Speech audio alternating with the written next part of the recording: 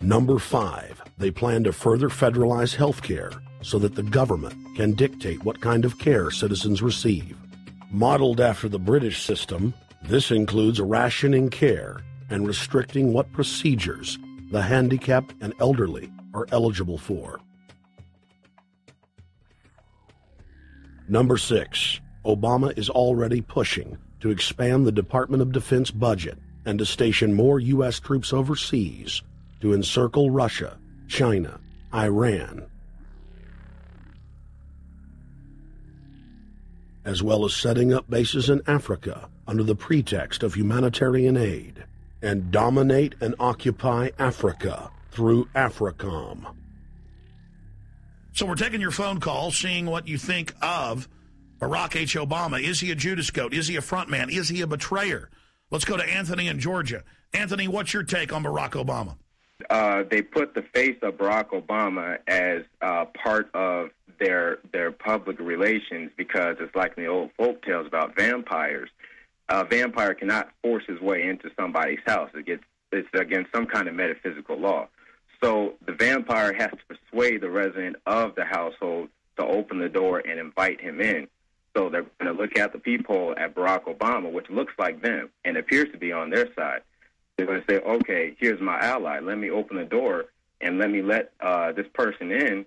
And then Barack Obama is just, of course, a front man for the American empire, where he's going to have the entire U.S. Navy, the entire U.S. Army, and the entire U.S. Marines under AFRICOM command. And, of course, he's going to turn it into a new Iraq, and he's going to turn it into a new Afghanistan. Every operation that you see going on in Iraq and Afghanistan is going to propagate to the poor countries of Africa. And well, sir, I agree with you. Sir, I agree with you. They're looking to the people. They see a handsome, smiling African face. You know, he's all, hey, I'm from Kenya. And then it's a total bait and switch. But it's the same thing here in the United States where they would get sellout Native American chiefs to sell out their people. This is the oldest trick in the book.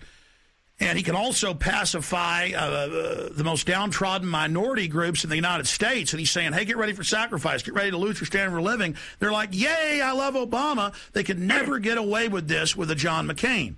Obama basically does a couple of things. One is, again, this idea, kick the Chinese out of Africa. Kick them out of Sudan where they get oil. Kick them out of Zimbabwe where they get raw materials. Start a civil war in Congo, another big source of raw materials. Al-Qaeda, an arm of the U.S. intelligence community, is now active in Algeria, Tunisia, Morocco. You've got a destabilization going on in Kenya around Odinga. That's Obama's cousin. This is a guy who has two children. They're Obama's niece and, nephew in a broad sense.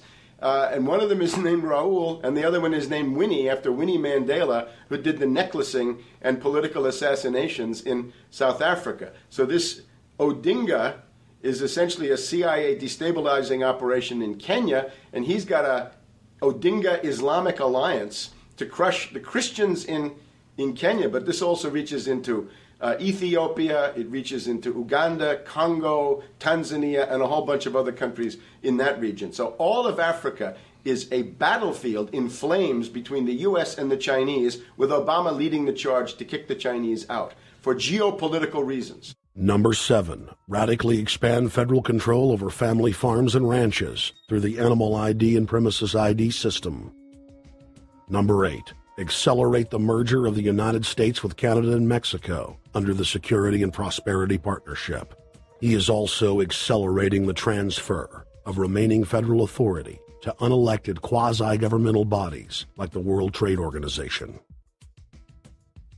Number 9, Obama must convincingly play the part of the president and convince the people of the United States that the buck actually stops with him. This is critical to the globalist master plan because in 4 to 8 years, Obama must take the blame, as Bush did, for the New World Order's horrific agenda. At that point, the elite will put a new puppet in the ceremonial seat of power and build him up as the savior, only to tear them down again. And so the process is repeated over and over. For their program to work, it is essential that the people not learn that the presidency is now nothing more than theater, because if they did, the people would stop looking at the pawns and start looking for the king. Through this system of deceit, the elite's criminal agenda can continue forever because the people waste all of their political energy debating the media spectacle instead of investigating the globalist agenda. Number 10, it's Obama's job to sell the public on globalist policies that aren't in the people's best interest, but the overlords have many salesmen.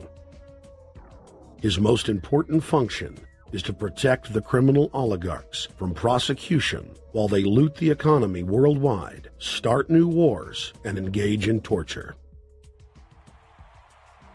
They're called Generation O, and they were the key to Barack Obama's White House win. During the campaign, Barack Obama used the internet like no other candidate before him, harnessing the energy of millions of his supporters. But the question now is, what to do with this young, eager, energetic army? This gives Barack Obama and his administration contact information for so many people, so next time he needs to push his legislation, he can contact all these people. Kennedy-esque. I feel as though this was like when John F. Kennedy was elected. Shouting, smiles, and tears. This is the best day of my life! It was the scope of Obama's victory that was most impressive. I saw a photograph of Obama playing basketball. And I said, you know what? I see him as a leader, and that's the world that's in his hands. Own a piece of history, commemorating the day the world changed forever. His confident smile and kind eyes are an inspiration to us all. In summation, Barack Obama is a Madison Avenue created fad. All of the crazed Obama worship, being pushed by the corporate media, is scientifically designed to capture the public in a net of peer pressure mass euphoria. If the New World Order can just distract the public for a few more years, the elite can finish constructing their police state control grid. Now, a lot of times, we don't want to know the issue. Right. We don't want to know the issue. We feel, what do you call this thing where you get this false sense of gratification, but because a black man is in office, everything's going to be all right. No, everything's not going to be all right. Yeah. Until you look into the agenda and what the Democratic Party has been about, is about, and will be about, regardless if Barack Obama is the president or not. And that's real. Barack Obama is the perfect Trojan horse. He makes the people feel like they finally have a place at the table, even as he betrays them. I won't have to worry about paying my mortgage. Oh, it's such a blessing to see you, Mr. President. Thank you for taking time out of your day. Never in my life would think that this would ever happen. Sadly, many Obama supporters can't see what's right in front of their faces because they've already invested their very identity in this artificially created cult movement. Throughout history, it has happened over and over again. People turn their intellect over to cult of personality mass movements, and it's happening again.